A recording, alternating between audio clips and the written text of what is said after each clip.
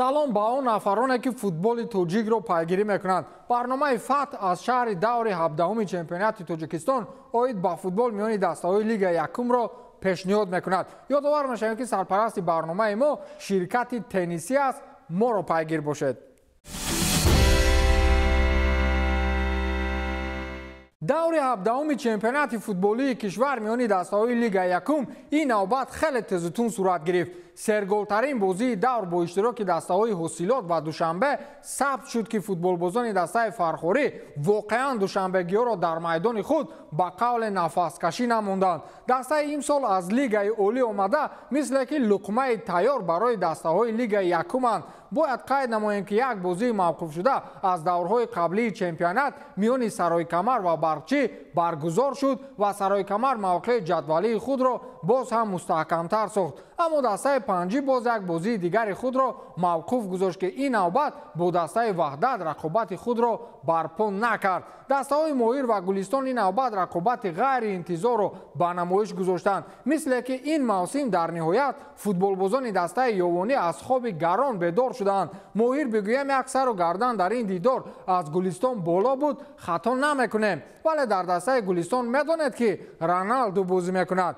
گپ سر بهترین نشانزن چمپیونات محسن رستمزاده می رود که بازی قبل پوکر و بازی نوبتی خطریک انجام داد. حالا در حقیقت برای با او برابر شدن برای فوتبالبازان دیگر مشکل می افتد، چون فاصله میان محسن و فوتبالبازی بعد او در حقیقت 9 گل است. بازی دسته‌های سرایکمر و وحدت با سبب حاضر نشدن دسته وحدت بر رقابت برگزار نشد. دسته دینامو هم با سبب اشتراک در مسابقه مرحله انتخابی جام آسیا 2023 چند بازی خود را برپا نکرد و بازی نوبتیش که مقابل کوکتاش بود با همین عامل برپا نگردید. پنچر با دسته سطح خود بازی برابر نشان می‌دهد. رقابت با دسته سرحدچی برایشان سهل و ساده پس سر نشد و موقع جدولی هر دو این دسته‌ها نیز بعد بازی تماما تغییرات ندارد. دسته هولبوک باشد بعد شکست و ریخت‌های زیاد همینک در فرصت خیلی در از برگشت خود درنگ می‌دهد. آنها در میانه موسم بدترین مرحله هنرنمایی‌شان را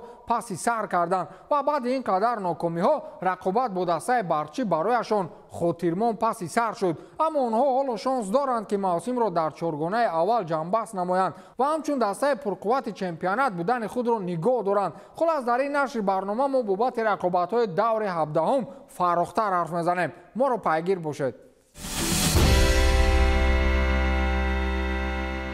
آغاز میکنیم از سرگلترین بازی دور 17 که میان حاصلات و دوشنبه اتفاق افتاد. دسته فرخوری در میدان خود مقابل دوشنبه به هر کار میخواست قادر بود. آنها پورا به حمله میگذاشتند و هجوم‌های پای در پایشان ثمره میداد. در یک فرصت فوتبالبازان دسته حاصلات به زدن گل دست یافتند، ولی این گل بحث و نافهمی‌ها را به میان آورد که ما آن را طریق نوار پیشکش شما میکنیم و شما نسبت این گل اندیشه خود را بیان سازید. فوتبالباز دسته حاصلات توپ را در داخل جریمه‌گاه دوشنبه به همدسته خود سیدعلی سفرعلی هوا می‌دهد و سیدعلی توپ را با سر جانب دروازه می‌زند که دروازه‌بان آن را برمیگرداند و توپ را قبیده به زمین می‌افتد. آنگاهی که توپ در دست دروازه‌بان بود، سیدعلی دویده با ضربه می‌زند که توپ داخل تور دروازه می‌شود. داور میدان ابوبکر محمدوف این فرصت را گل می‌گوید و اشاره می‌کند که بازی از مرکز میدان شروع شود.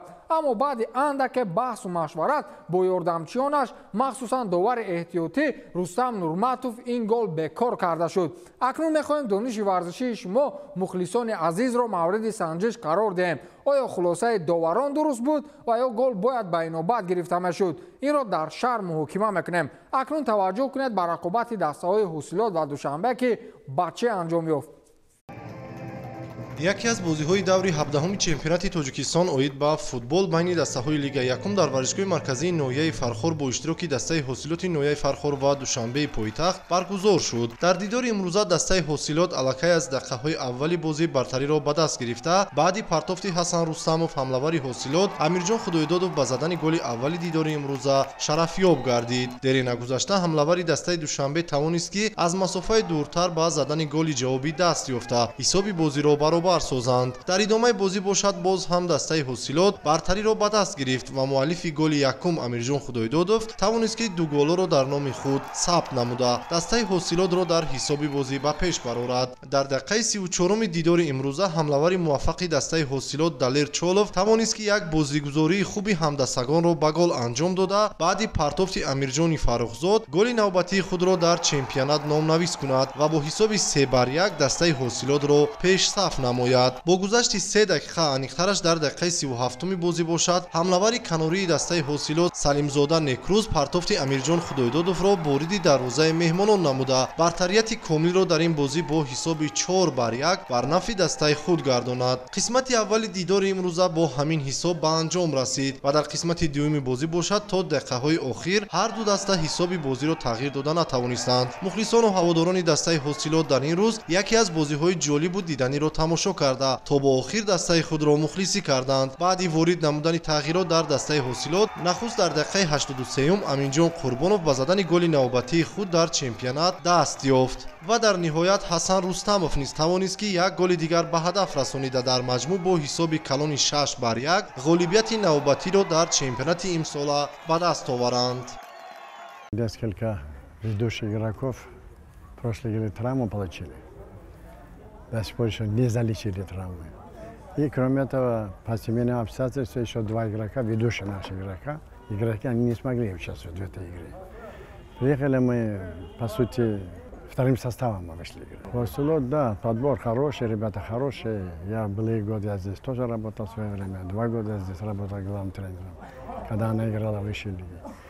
Ну, у ребят есть прогресс, есть продвижение. Я им только желаю удачи. А наши ребята, они совсем молодые. Ну, не сегодня, так завтра заиграют, не завтра, послезавтра. Мы для этого и существуем, чтобы их вырастить, научить к чему-то. Чтобы они играли в большой футбол. Совсем молодые ребята играют. Задачи такой грандиозной нет, быть в шестерке сильнейших. Быть в шестерке, среднячком.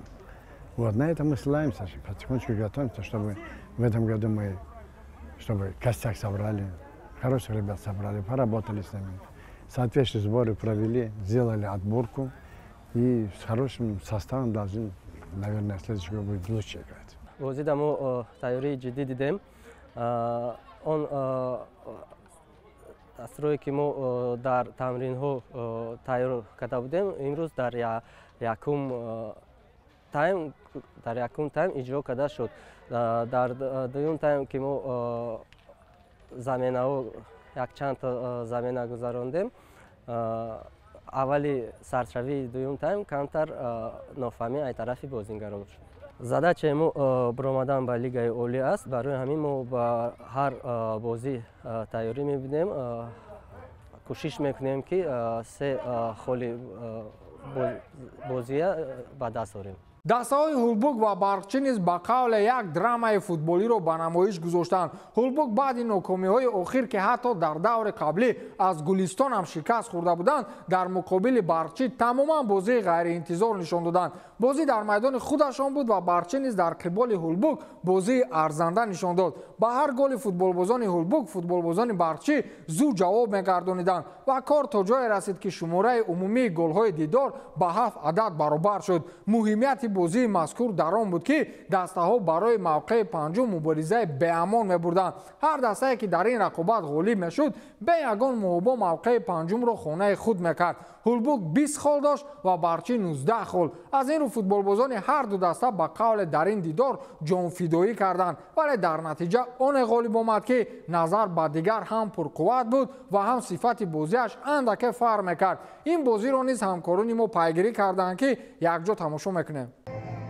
ҳамзамон дар даври 17-уми чемпионати Тоҷикистон оид ба футбол байни дастаҳои Лигаи якум дар варзишгоҳи ноҳияи Восеб ба номи Теша Исмоилов бозии ҷолибу диданӣ бо иштироки дастаи ҳулбук ва барқчии шаҳри Ҳисор баргузор шуд. дастаи ҳулбук дар чанд бозии охири худ ба нокомӣ дучор гардида, чандон натиҷаҳои дилхоҳ ба даст оварда наметавонист. дидори имрӯза бошад бо бартарии дастаи ҳулбук оғоз гардид ва дар нимаи аввали бозӣ шогирдони Ҷурахон Аҳмадов кӯшиш намуданд ки баъди бозиҳои нобарор дар назди мухлисон ғалаба ба даст оварда мавқеи худро дар зинаҳои болоии ҷадвали мусобиқа устувор гардонанд. нахуст ба ҳамлавари дастаи ҳулбук Зарҳалшо Акрамов имкон даст дод ки фурсати ба дастомадаро дуруст истифода намуда голи аввали ин майдондориро ба дарвозаи Барқчӣ ворид намояд. дар идомаи бозӣ Аваз Қамчинов тавонист ки ду маротибаи дигар хатти дарвозаи рақибро рахна намуда ду голоро дар номи худ сабт кунад. ҳамин тариқ нимаи аввали майдондории дастаҳо бо ҳисоби 3-0 бар нафи дастаи ҳулбук ба анҷом расид. дар нимаи дуюми бозӣ бошад дастаи Барқчӣ бештар фаъол гардид ва ба як голи задаи дастаи рақиб дар нимаи дуюми майдондорӣ футболбозони меҳмон 3 голро ба самар расонида имкони баробар кардани ҳисобро дар ин бозӣ ба миён оварданд. вале вақти майдондорӣ ба итмом расида дастаи ҳулбук бо ҳисоби 4-3 ғолибияти навобатиро дар чемпионати имсола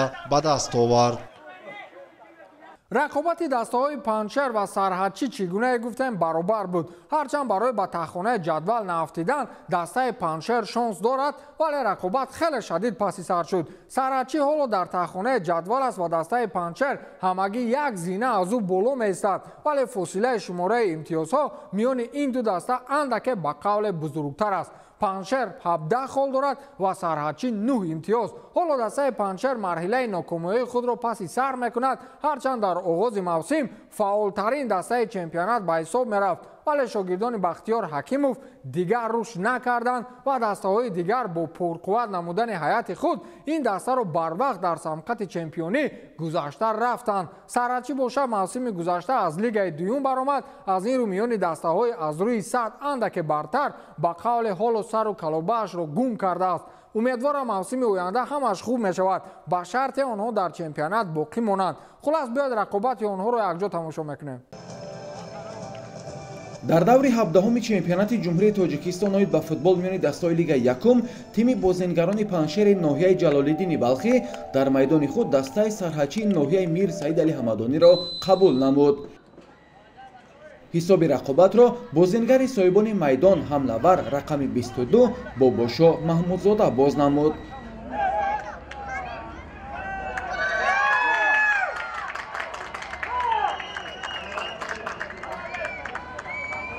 4 дақиқа мондан то анҷоми қисмати аввали майдондорӣ тими футболбозони Сарҳадчӣ ҳисобро баробар намуданд.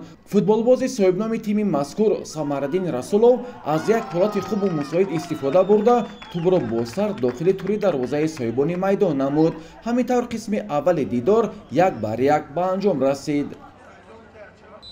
дар идомаи қисмати дуюм футболбозон барои рахна сохтани дарвозаҳои якдигар чандин ҳолатҳои голзаниро созмон медоданд. ҳамин буд ки дар дақиқаи 67-ум Шоҳзамон Ҳоҷиев бозингари тими меҳмон аз як контрҳамла моҳирона истифода бурда тӯбро дохили дарвозаи тими Панҷшер намуд. дар дақиқаҳои эълон намудаи довар бошад бозингарони соҳибони майдон ҳисобро баробар намуданд. муаллифи голи мазкур бозингари тими Панҷшер рақами 3 Давлат Сайдаминов дониста мешавад. ҳамин тариқ вохӯрии тимҳои Панҷшер ва Сарҳадчӣ бо ҳисоби мусовӣ 2-2 ба анҷом расид. дар даври навбатӣ мо дар майдони худ бо дастаи Сарҳадчӣ вохӯрдем, бозиро сар кардем. бозӣ аймо буд, не ки бачаҳо сифати пасти бозӣ кардани хел бозӣ намекунанд. бозие ки ғалаба мешуд ба ҳисоби калон ба фоидаи мо бозиро мусовӣ кардем. баром аз бозӣ розӣ нестем, аз бозишонам аз ҳисоби бозиам розӣ нестем. мавқеъмон хуб нест аст дар ҷадвал. он чизе ки аз дастаи мо мекунад дар он ҷо мавқеъмон нохуб аст. бароям розӣ нестем аз бозишон. бозии ояндаам бо дастаи Куктош аст, бо ин қимтар вазбинтар мешавад, барое ки бо ин даста натонистанд истифода бурда ва дастаи Куктош намебахшад ин хеле шансҳоро истифода бурда гол мезананд. чӣ хел ки шоҳид будед бозӣ бениҳоят тезатон гузашт. акнун бозиам чӣ хел ки дар ин ҷа гуфти Русо Фортуна ёрдам дода. дар дақиқаҳои охири бозӣ чӣ хел ки 2-1 пеш будем, дар сониҳои охири бозӣ як голи бениҳоят ғари чашм доштам ки сар додем. акнун кори довароро баҳо додан вазифаи мо нест. худатон шоҳид будед чӣ ҳодиса рӯй дод. доваронро бигузорам кумитаи доварони мухлашон бодиянд. комиссари бозӣ аст, инспектор همونو مرحمت خداشون قضاوت کنن چی بازی بود چی دواری بود. این موقع دسته ما در جدول چخل که میگن در تخونه قرار داریم هر یک خالی گرفته برای ما خیلی هم مهم میباشند. هر بازی آینده با دسته هولبوک نویای واسه کامودیو رو میخوایم برطرف کنیم بازی نشون دیم. بازی دیگر دور 17 چمپیونات تاجیکستان اوید با فوتبال میان دسته‌های لیگ یکم با طور زایل صورت گرفتند. موهیر در میدان خود گلستان رو با حساب 5-3 مغلوب کرد و بازی سرای کمر و وحدت با سبب در بالا ذکر شده برگزار نشد. حاصلات دوشنبه رو 6-1 زد و بازی دسته‌های دینامو و کوکتاش با سبب‌های به ما و شما معلوم برپا نگردید. پنچر و سرحچی بازی خود را 2-2 مساوی نمودند. بازی هولبوک و برچی 4-3 با فایده دسته هولبوک خاتمه یافت.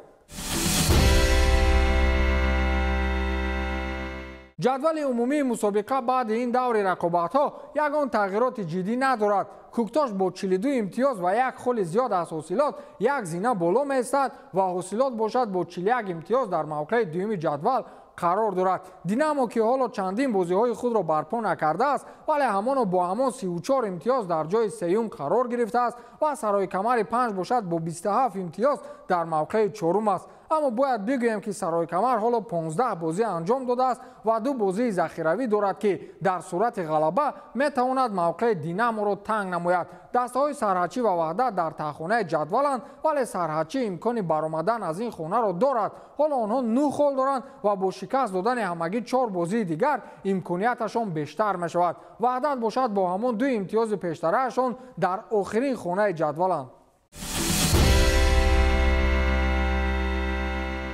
بازی‌های آینده چمپیونات تاجیکستان اوید با فوتبال میان دسته‌های لیگ یکم بازی‌های عجیبی را پیشکش خواهد کرد. دسته‌های پرقوت ضد دسته‌های با قول سوست. گلستان در میدان خود دسته برچی را انتظار است و با پاکر یا خطریک نوبتی محسن رستمزاده امید می‌بندیم. دوشنبه باشد در میدان خود با دسته دینامو رقابت می‌کند. موهیر سرای کمر را انتظار است و سرحچی باشد دسته هولبوک واسه را قبول می‌کند. کوکتاش در میدان خود با دسته پنچر و می‌خورد و وحدت باشد در میدان خود با دسته حاصلات مبارزه می‌برد.